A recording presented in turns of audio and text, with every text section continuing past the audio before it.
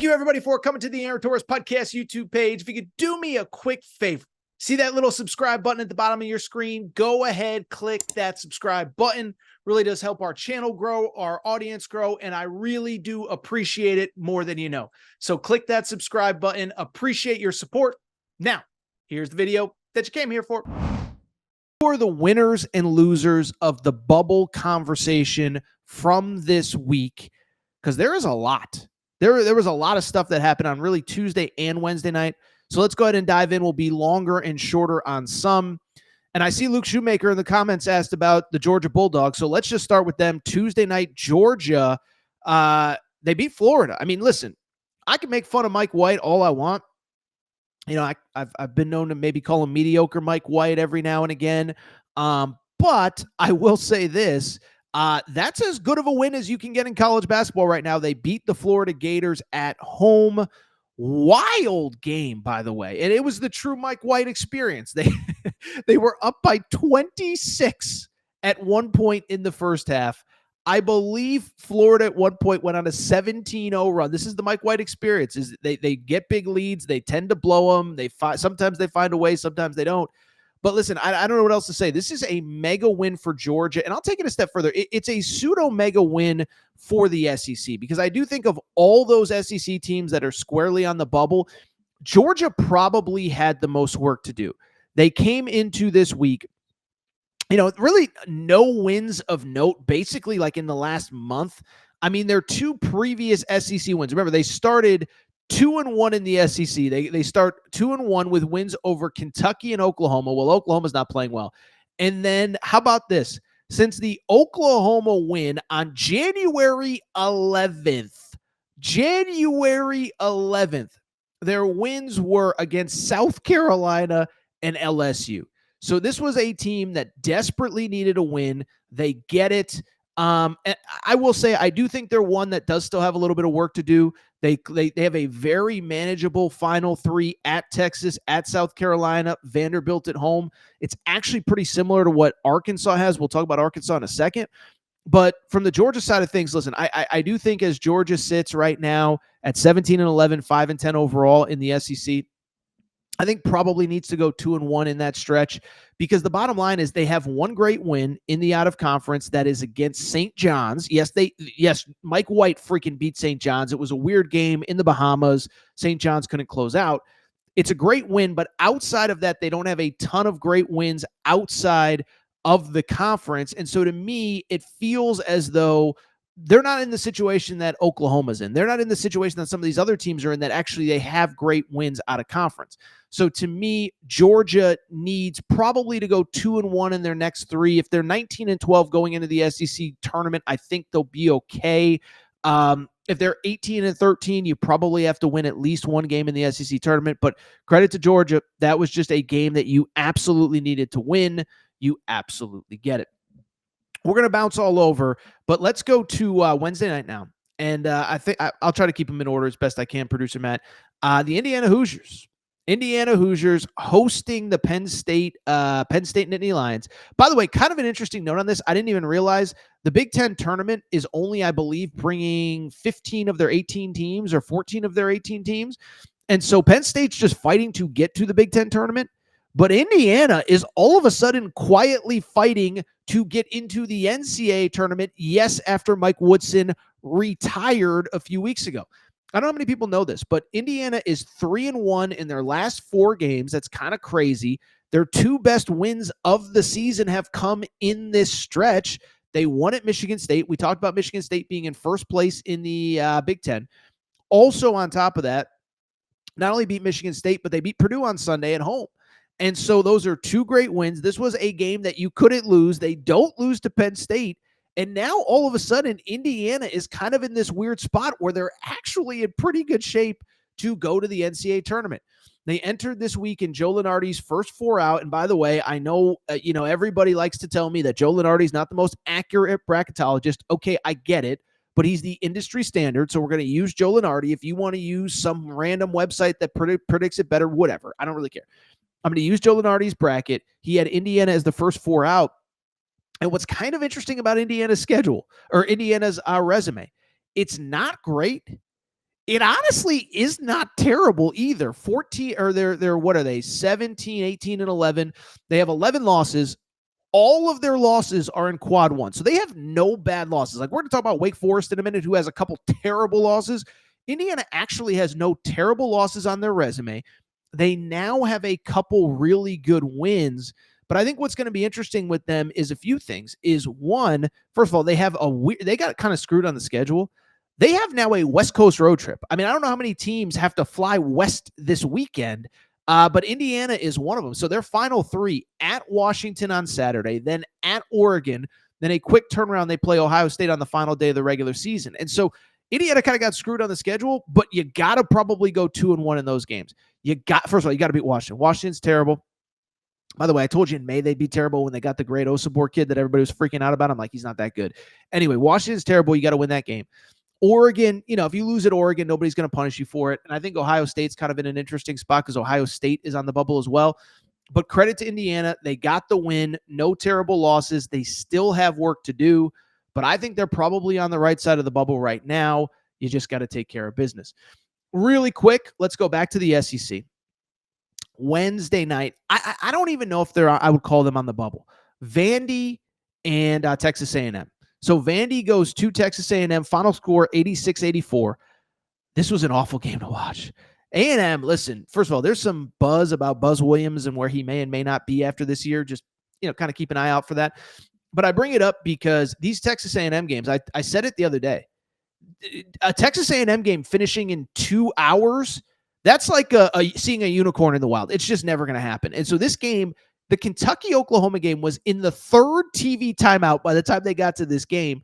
But Texas A&M loses. I don't think it's a huge indictment on Texas A&M. That's another conversation for another day. But I do think it's really important for Vandy. Vandy, to me, I actually believe at this point is now, I would say, off of the bubble. At this point, it is, to me, I think they're kind of in an interesting spot. They're 19-9 overall. We talked about them a minute ago, or we talked about some of these teams a minute ago. I don't know that they have a ton of great wins in the out of conference, but right now they're 7-8 in SEC play and have some great wins in the SEC. At A&M is a great win. Tennessee at home is a great win. Kentucky at home is a great win. And so right now, in my opinion, they're not really, I don't think, on the bubble. Again, 19-9 overall. And what's more interesting about them, they actually have some chances, in my opinion, to knock some people off the bubble. We talked about the fact that they played Georgia late in the year at Georgia to close the regular season. I think Georgia probably needs to win that game to get into the NCAA tournament. They host Arkansas in the middle of next week. Arkansas, I don't want to say has to win that game. We're going to get to Arkansas in a minute. But Vandy, to me, they're in really good shape. 19 wins. I say if you get to 20 in the regular season, you're going to be in the NCAA tournament because of those really solid wins at A&M, Kentucky at home, Tennessee at home. Credit to the Commodores. Mark Byington, another one like Mark Pope. He's not going to win SEC Coach of the Year, but what he is doing at Vandy, in my opinion, has been phenomenal. Really quickly, a couple other bubble results. Wake Forest, my man. I don't even know what to say. I think it's kind of over for Wake. Wake at home lost to Virginia on Wednesday night. And listen, with Wake, they're kind of the opposite of all these SEC teams, right? Is that with Wake Forest, it's, you don't have a ton of great opportunities, but you just can't lose to bad teams. Well, in their last 4 games, they have lost to Florida State.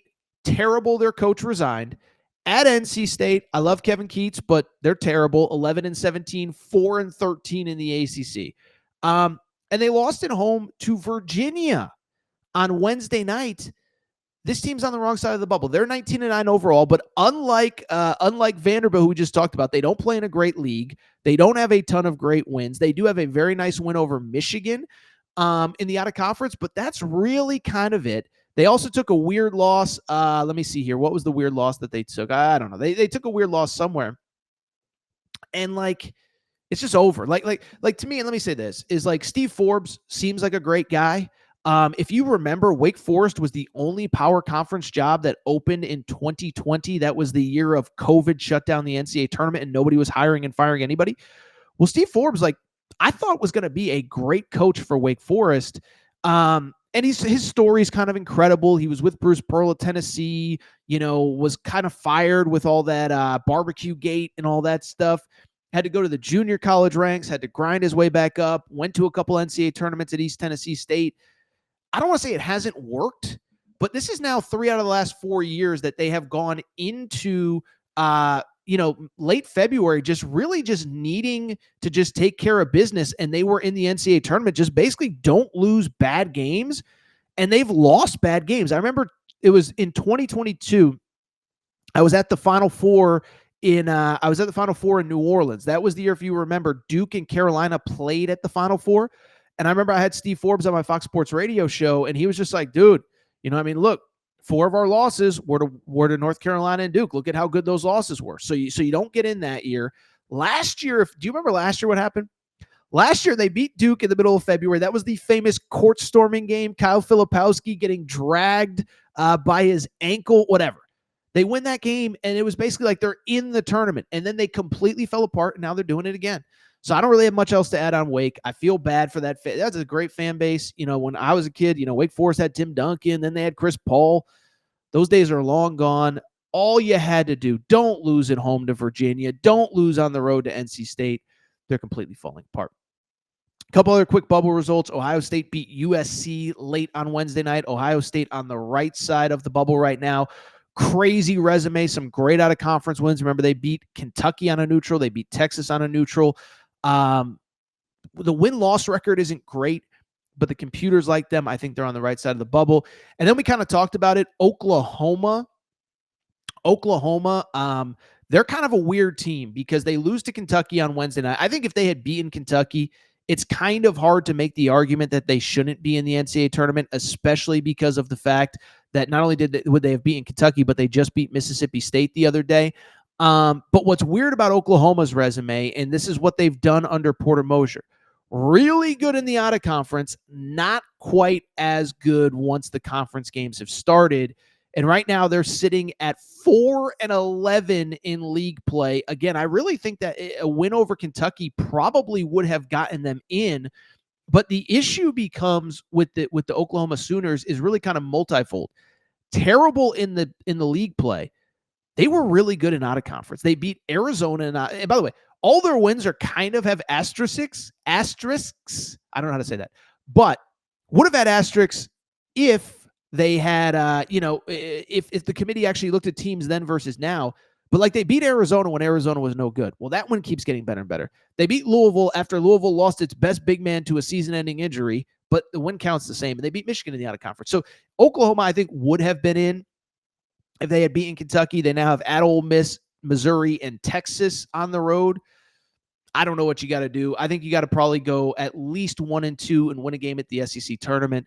I still think they have work to do. I don't know if 18-14 gets them in, even if with those great wins. I think you got to go 2-3 if you include a win and a loss at the SEC tournament. But Oklahoma on the wrong side of the bubble. Mentioned Texas. Texas, I think, is definitely on the wrong side of the bubble after losing to Arkansas. But let's really quickly get into Arkansas. By the way, Will Wade will be joining us here momentarily. Did not think this bubble segment would go so long, but darn it, Torres has a lot to say. March is here. I got to talk college hoops. Okay, so Arkansas. So let's talk about it. Wild game. Weird game. Final score at Bud Walton Arena. Arkansas wins in overtime in this game. 86-81 is the score.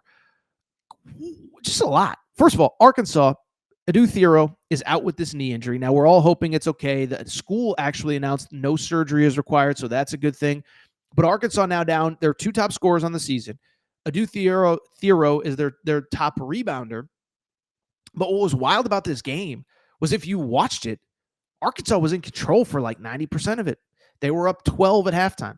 They were up 12 with 7 minutes to go. And then if you were watching, you saw what happened. And they were talking about it on the broadcast. Texas just basically kept running the same ISO play for Trey Johnson, and he was cooking MFers in Bud Walton Arena. Okay, see, I edited myself there. I'm not gonna, I know there's children that listen to this show, but Trey Johnson was cooking dudes. 39 points for Trey Johnson. By the way, broke Kevin Durant's single-game freshman scoring record at Texas. Is crazy because I remember the game that Kevin Durant went for 37. If you're old enough, Kevin Durant had this iconic game. It was a Big Monday game when Big Monday used to matter in college hoops at Oklahoma State.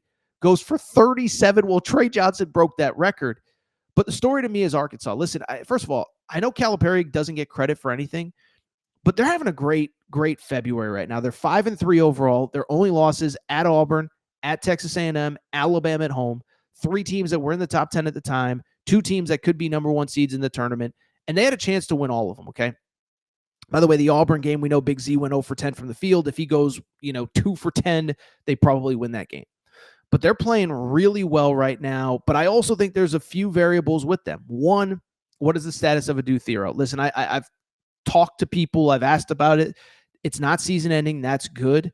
The problem is, can you get him back really in time for the end of the regular season, but in time to ramp him up for hopefully a tournament run? Because he is a key piece to what they do. And I think that is going to be the number 1 X factor with Arkansas, is that basically, can you get him healthy in time? Because you need him to make a run. I think you also kind of need him down this home stretch because it's a weird thing. Like I think if you're an Arkansas fan, you should feel really good right now about where your team is and where they could go in March. Again, they've quietly won 5 of their last 8. Only 3 losses were to top 10 teams. But the counter to that is I do still think you have to close. Now, I'll be honest. I think if you beat South Carolina on Saturday, I think to me that probably puts you in the tournament. At that point, you would be overall 18-11, 7-9 in the SEC. As crazy as it sounds, 7-9 with a win at Kentucky, a sweep of Texas, a win over Missouri. I think that's probably enough to get you into the NCAA tournament. Plus, remember, you have a win over Michigan in the out-of-conference. Close with Vandy on the road and also Mississippi State at home. And so I just bring it up because to me, that feels like, I think 1 and 2 probably gets you in the tournament, but I think the bigger picture is, can you get Adu Thero healthy? So I was going to go long on Arkansas, but I've been long on everything, and we got to get to Will Wade. But if you're Arkansas, I think a win over South Carolina probably unofficially clinches things for you. I don't think a loss at home to Mississippi State or a loss at Vandy is going to hurt you. But right now, there's two key things. Beat South Carolina, get Adu Thero healthy. Because if you get Adu Thero healthy, you can play with anybody. I mean, I even had Kentucky fans in my mentions on Wednesday night saying, wow, this is a different team since they came to Rupp Arena. This is a team that can do damage in March, but you got to get healthy.